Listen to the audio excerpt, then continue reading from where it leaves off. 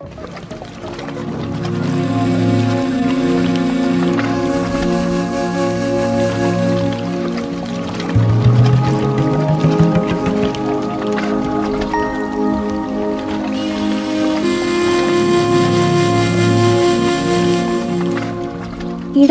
മഴയിൽ തുടികൊട്ടി ഉണരുകയാണ് കൊട്ടിയൂർ.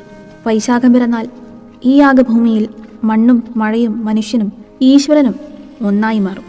ഇളനീർക്കാവുകളിൽ പ്രകൃതി ദൈവത്തിൽ ലയിച്ചു ചേരും. നെയ്യമൃതുമായി എത്തുന്ന ഭക്തരുടെ ജന്മപാപങ്ങൾ യാഗാഗ്നിയിലലിയും. കൊട്ടിയൂർ ഇപ്പോൾ ഉത്സവപ്പെരുമയിലാണ്. ലക്ഷങ്ങൾ വന്നു തൊഴുത് സായുജ്യമടഞ്ഞ് മടങ്ങുന്നു. ഇടവത്തിലെ ചോതി മുതൽ മിഥുനത്തിലെ ചിത്തിര വരെയാണ് ഇവിടുത്തെ വിശ്വപ്രസിദ്ധമായ വൈശാഖോത്സവം. ദക്ഷിണകാശി എന്നാണ് കൊട്ടിയൂരിൻ്റെ പെരുമ.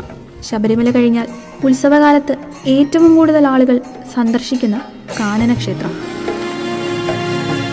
കണ്ണൂർ ജില്ലയിൽ ബാവലിപ്പുഴ രണ്ടായി മുറിച്ചാണ് അക്കരെ കൊട്ടിയൂരും ഇക്കരെ കൊട്ടിയൂരും സ്ഥിതി ചെയ്യുന്നത്. പുഴയുടെ തെക്ക് ഭാഗത്തുള്ള ഇക്കരെ കൊട്ടിയൂരിൽ സ്ഥിരം ക്ഷേത്രമുണ്ട്. വടക്ക് ഭാഗത്തുള്ള അക്കരെ കൊട്ടിയൂരിൽ വൈശാഖ ഉത്സവ കാലത്തേക്ക് മാത്രമായി ക്ഷേത്രം കെട്ടിയുണ്ടാക്കും.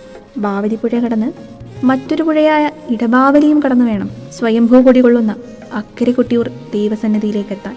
ത്രിമൂർത്തികളും 33 ദേവകളും ഒന്നിച്ചുകൂടിയ ദക്ഷയാഗം നടന്ന സ്ഥലമാണ് കൊട്ടിയൂർ. സതീദേവിയുടെ പിതാവായ ദക്ഷൻ മഹാദേവനെയും സതിയെയും ഒഴികെ മറ്റെല്ലാവരെയും ക്ഷണിച്ച് സർവൈശ്വര്യം നേടാൻ യാഗം നടത്തി. ക്ഷണിക്കാതെ അവിടെ എത്തിയ സതീദേവി തൻ്റെ ഭർത്താവായ പരമശിവനെ ദക്ഷൻ അവഹേളിച്ചതിൽ വിഷമിച്ച് യാഗാഗ്നിയിൽ ചാടി ജീവനൊടുക്കി. ഇതറിഞ്ഞ് ക്രോധം കൊണ്ട് ജ്വലിച്ച പരമശിവൻ ജട പറിച്ചെടുത്ത് നിലത്തടിച്ചു. ശിവന്റെ ജടയിൽ നിന്നും പിറവികൊണ്ട വീരഭദ്രൻ യാഗശാലയിൽ ചെന്ന് ദക്ഷന്റെ ശിരസറുത്തു. പരിഭ്രാന്തരായ വിഷ്ണുവും ബ്രഹ്മാവും മറ്റ് ദേവഗണങ്ങളും കൈലാസത്തിലെത്തി ഭഗവാനെ ശാന്തനാക്കി യാഗഭംഗത്തിന്റെ ഭവിഷ്യത്തറിയിച്ചു. അങ്ങനെ ഭഗവാന്റെ അനുവാദപ്രകാരം ബ്രഹ്മാവ് ദക്ഷനെ പുനർജീവിപ്പിച്ച് യാഗം ഒഴിമിപ്പിച്ചു എന്നാണ് ഐതിഹ്യം.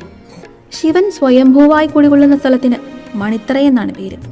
സതീദേവി പിതാവിൽ